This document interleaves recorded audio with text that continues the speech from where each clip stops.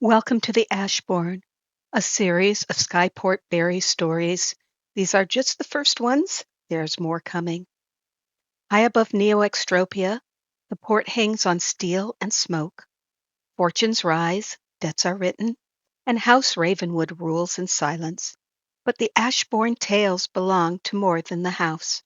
They belong to the engineers and couriers, the edge runners and working girls, the gamblers, the rift remnants, and the ones who still carry Union chalk on their hands. To be Ashbourne is to be tested. Proof is demanded in silence, in measure, in worth.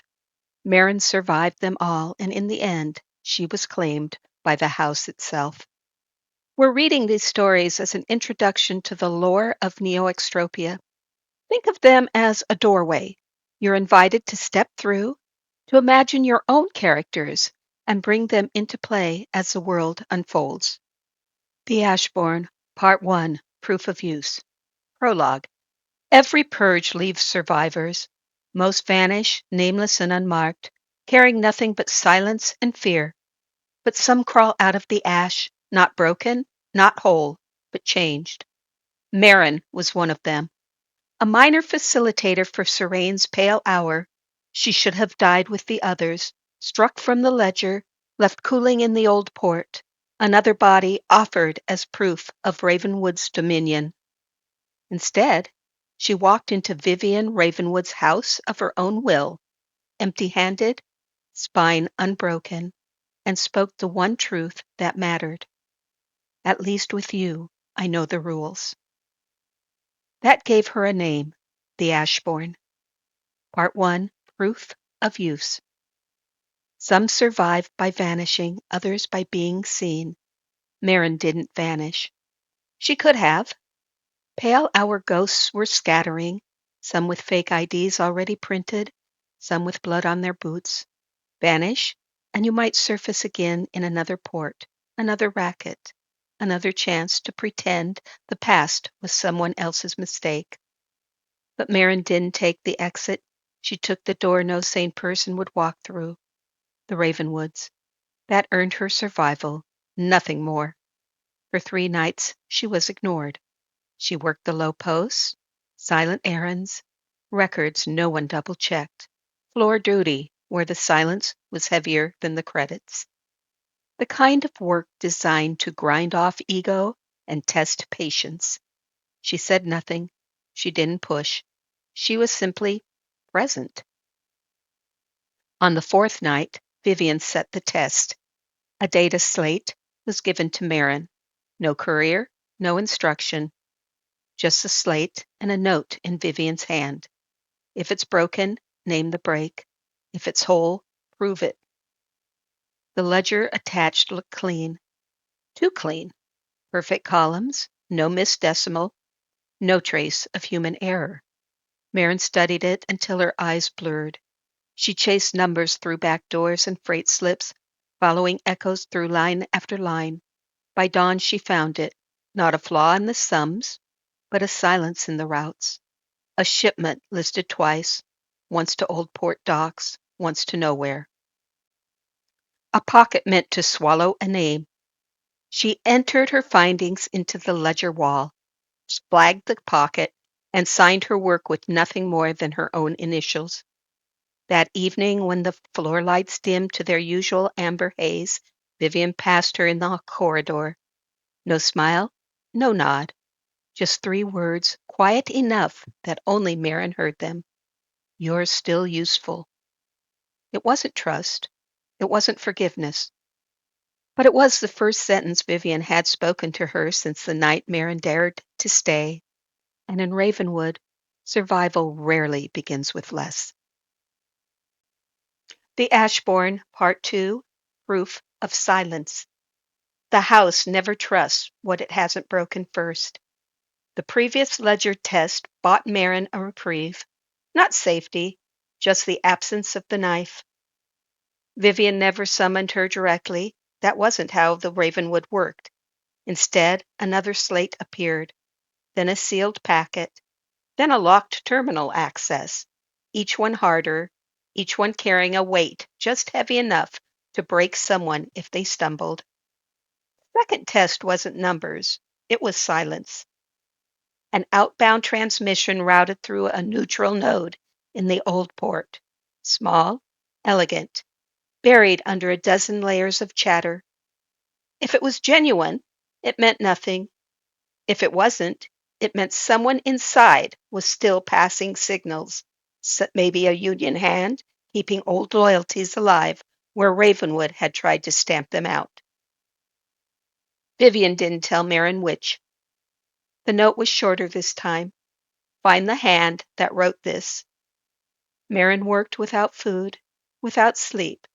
She followed signatures in the data like tracking smoke through a wind tunnel. Each lead fell away until she found it. 3 lines of code that matched the keystroke rhythm of a floor technician who'd once carried errands for union stewards before the crackdowns. She flagged him, reported him, stopped there. The next day, walking through Gagarin, she noticed his apartment, already stripped bare. No furniture, no clothes, no trace, just absence where someone had lived the night before. By the time she reached her station, his name had vanished from the floor rolls as if it had never been written. The slate was waiting, empty, cleared. Only one line remained, written in Vivian's hand.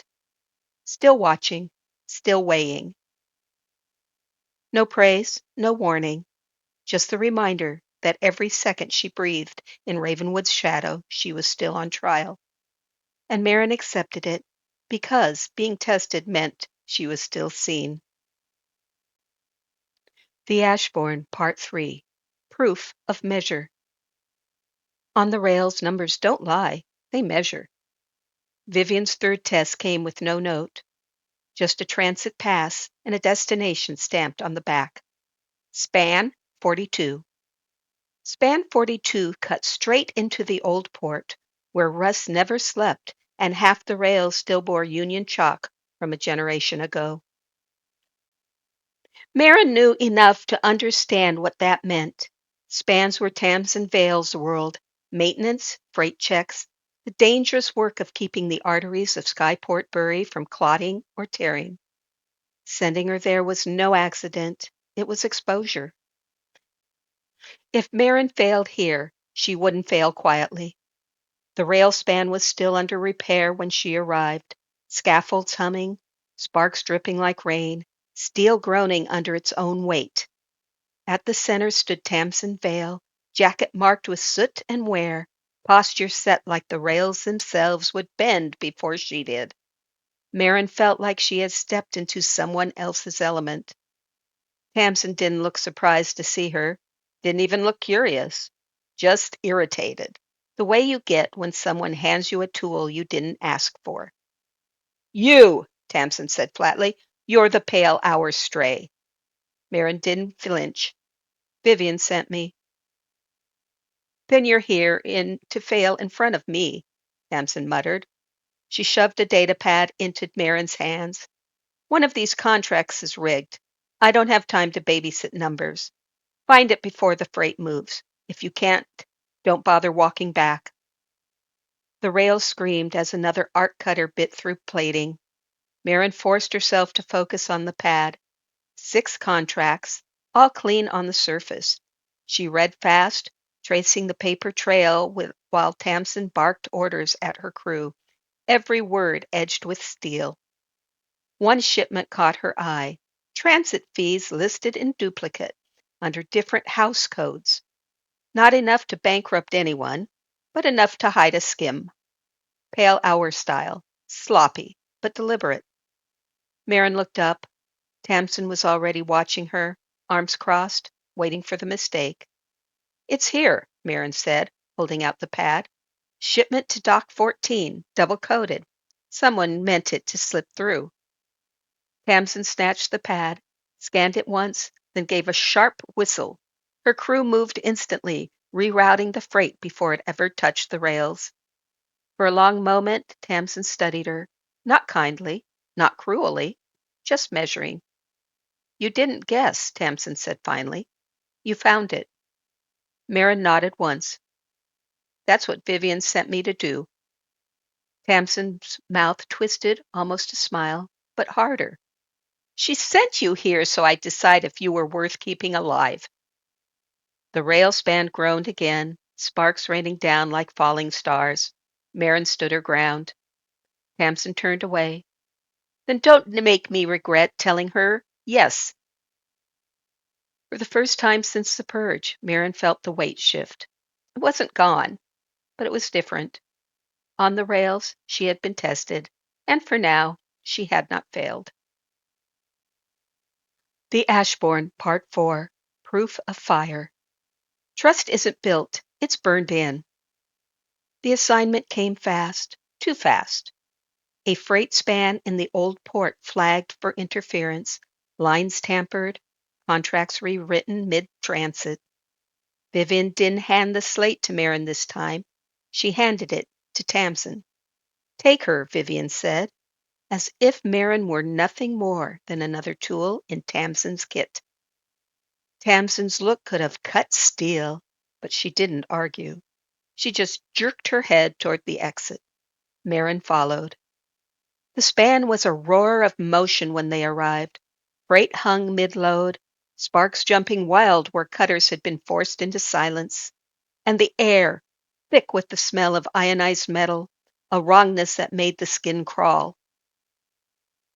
Sabotage, Tatson spat, scanning the scene. Somebody wants the rail to choke. She turned to Marin. Find me the break in the code before we are standing on a tomb. Marin dropped to a crouch, slate already lit in her hands. Fingers Fingers moved fast, tracing freight logs, cross-checking the contracts, listening as the rail's hum shivered through her bones like an animal in pain. Tamsin's voice cut across the noise. Sharp orders to Vale's crew, the scrape of her boots over steel.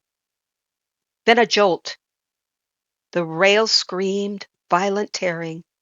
A control housing blew open 2 meters away, arcs of blue-white energy snapping like whips. One of Vale's crew went down hard. Marin didn't think. She tossed the slate aside and lunged for the panel. The thing was alive, wires spitting light, the air burning her lungs with ozone. She ripped one line free, jammed another across, forcing a bypass with nothing but her bare hands and desperation. Every spark seared her skin, every wire bit back. Stay clear, she shouted, whether to Tamsin or herself, she didn't know. For a moment, it felt like the rail itself was fighting her, screaming through the wires. Then sudden silence. Not safe, not clean, but the span steadied into ragged hum instead of tearing itself apart. Marin staggered back, arms scorched, hair singed. Tamsin was beside her, close enough that Marin could see the sparks fading in her eyes as much as in the air. You could have fried yourself, Tamsin said, voice sharp but no longer cold. Marin's breath caught. Better me than the rail. For the first time, Tamsin's mouth curved. Not a smile, not yet, but the ghost of one. You might not be useless after all. Vale's crew dragged the injured man clear. Marin snatched her slate, fingers trembling as she traced the last corrupted line. She found it, buried like a splinter, the kind of alteration that carried the signature of Old Port's radical Union fringe. She flagged it, locked it down, and passed the slate to Tamsin without a word. Tamsin studied it, then her eyes flicked back to Marin, sharp and unreadable. Don't get comfortable, she said, but the edge in her voice had dulled. By nightfall, the rail was steady again. Freight moved, crews rotated. The hum of steel returned to its usual rhythm, but Marin lingered. So did Tamsin. They stood at the edge of the span, where the scaffolds dropped into black distance. Below them, the city lights flickered like embers. You should have walked away, Tamsin said at last, her voice low, not meant for anyone else. The pale hour's ash still clings to you. Most who survive it vanish. Marin didn't look at her. I thought about it. And I'd rather be tested here than rot somewhere else. That earned her silence, a long one. Then Tamsin moved closer, her storm coat brushing against Marin's sleeve, not by accident. You're not what I expected, Tamsin said. Her tone wasn't soft, but it wasn't steel either. Marin turned, met her gaze. What did you expect? A liability, Tamsin's mouth twisted, something caught between a smirk and a confession. Someone waiting to fail so I could cut them loose. And now?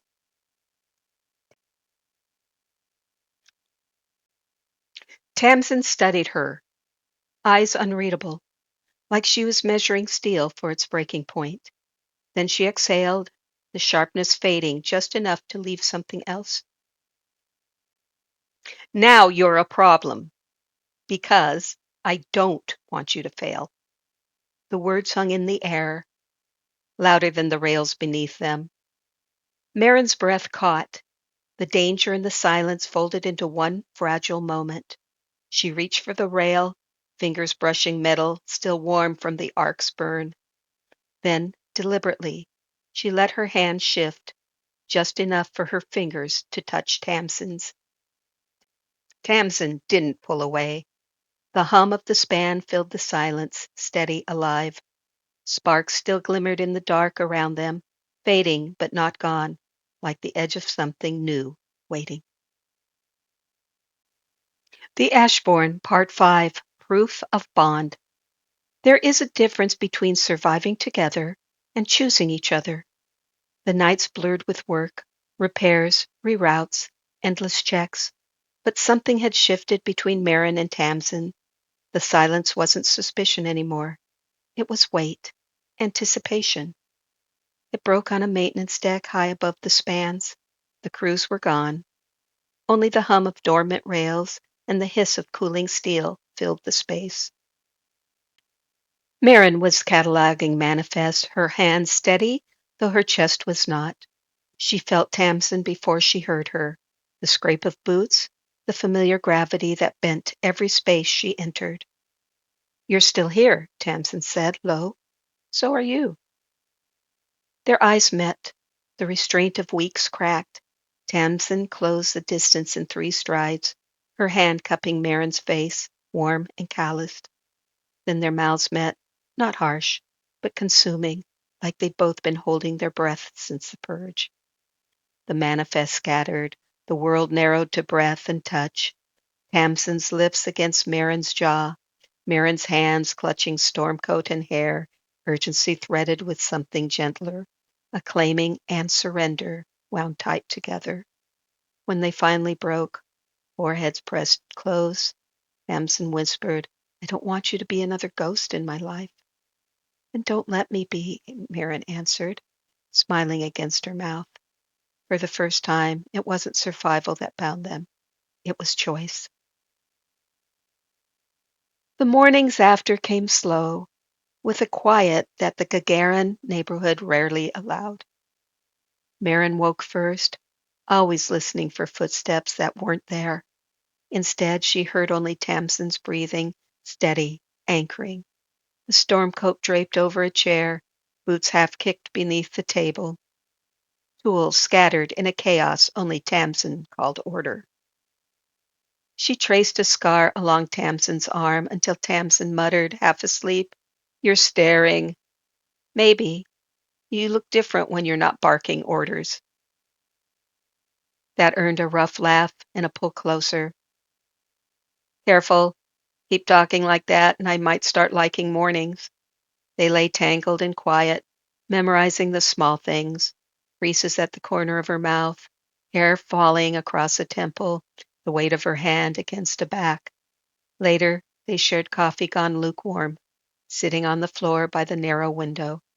Tamsin complained about a faulty relay. Marin teased her about the chaos of her quarters. Laughter came unguarded, startling them both. Hisses softened, slowed. Not survival, not heat, just belonging. Word reached Vivian, of course. It always did. She passed them once on the casino floor, eyes flicking to where Tamsin's hand brushed Marin's, not flaunted, but not hidden. She said nothing, but her mouth curved, the smallest tilt, carrying weight. Another evening, reviewing manifests with Marin, Vivian dropped a single line without looking up. You're steadier now. No explanation, no elaboration, just acknowledgement. And in the Ravenwood, that was enough. The Ashborn, Part 6. Proof of Worth. Intimacy is never private when power watches. By the time a week had passed, whispers moved faster than freight. Not about the pale hour anymore, about Marin, about Tamsin. On the spans, crews traded glances when Marin walked Tamsin's line. In the casino, dealers measured her with eyes that never bothered before. Even in the old port, where Ravenwood's reach was more rumor than rule, the word carried, the pale hour stray hadn't just survived, she'd been claimed. Some called it weakness, others called it strategy. No one said it too loud. Vivian said nothing at all. She didn't need to, but the captains noticed. The house always notices when someone who should have been ash instead carries fire. A courier approached Marin in the lounge, all polished words and feigned curiosity. Strange, isn't it? How quickly some find favor. A floor lieutenant asked Tamsin, pointed, if she was training her stray to run ledgers now. Even O'Malley sent a message through the Crimson Alcove network to the guild.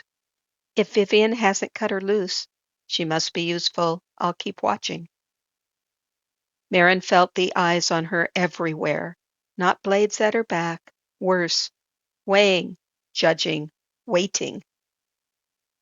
One night, as they walked the catwalk above the freight lines, Marin finally said, they think I'm the handle they can use to move you. Tamsin didn't slow. Let them. Marin looked at her, startled. Tamsin's jaw tightened, eyes forward. They're not wrong. You are, to me, which makes you dangerous. But it also makes you mine. She glanced at Marin then, sharp, fierce. And if anyone in this city wants to test that, they'll learn what steel does to knives that strike it. For a moment, only the hum of the rails answered. Then Marin's hand slipped into hers, not hidden this time. Below them, the city kept watching. Above them, the Ravenwood kept silent. And silence, in that house, was the closest thing to a declaration. The test came sooner than either expected. In the old port, always the old port, too far from the Ravenwood floor, too close to the fringe union fuckery that never quite burned out. They were halfway across the scaffolding when the trap closed. 3 men stepped from the cargo stacks, faces Marin half recognized from the shadows of old strikes, the kind of men who never forgot where the chalk once marked. Not loyalists, opportunists. Well, one drawled, gaze sliding between them, if it isn't Ravenwood's newest pet, or is she more than that? Tamsin shifted, stormcoat falling open just enough to show the arc cutter at her side. You're looking for a fight. You should have brought better company. The man smirked, not looking for a fight. Just curious. How much of your leash does Ravenwood hold these days? Enough to keep your stray alive? Every word was bait, every move a test. Before Tamsin could answer, Marin stepped forward, voice steady. If you're curious, test me, not her. The silence that followed was sharp as broken glass. Then one lunged. Tamsin's cutter was half drawn, but Marin was already moving, ducking, redirecting, slamming his wrist into the rail with a crack that echoed across the scaffolds. Shock carried her through until he was on his knees, blades skittering away. The others hesitated. Tamsin's arc of light made the decision for them. The air stank of ozone, and the challengers scattered onto the old port.